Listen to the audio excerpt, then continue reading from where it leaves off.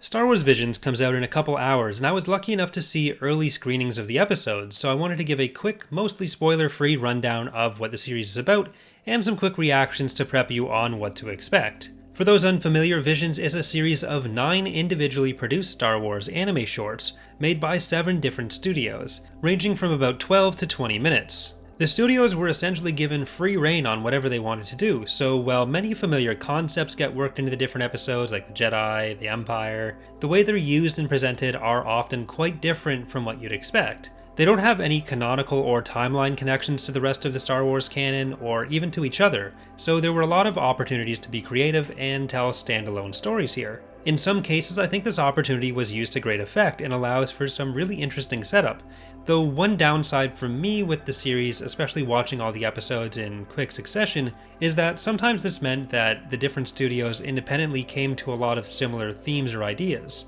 There's a lot of Jedi in hiding or new lightsaber types, but the fact that they're all so different in style actually meant it didn't detract from the experience too much for me personally, though I was hoping for a little bit more breadth in the kind of stories we would get. Ultimately, I think because of this variance of style, tone, and themes, any Star Wars fan will likely find themselves loving at least one of the shorts, even if they're not especially into anime, and people who are more well-versed in anime will probably find something to appreciate in all of them. The wide variance does also mean, though, that as much as there may be something that lands with everyone, there will probably also be something that doesn't quite do it for everyone. Now, I'm not bringing that up as a problem, just something to manage your expectations with, because it is such a wide range. For me personally, for example, I really enjoyed The Elder and the Ninth Jedi, which I think will probably turn into community favorites, but I also found myself really enjoying Lop and Ocho as probably my third favorite of the 9. On the other hand, Tatooine Rhapsody, for example, is about a rock band in the Star Wars universe, and the style felt a lot more reminiscent of the kind of shows I actually really enjoyed as a kid,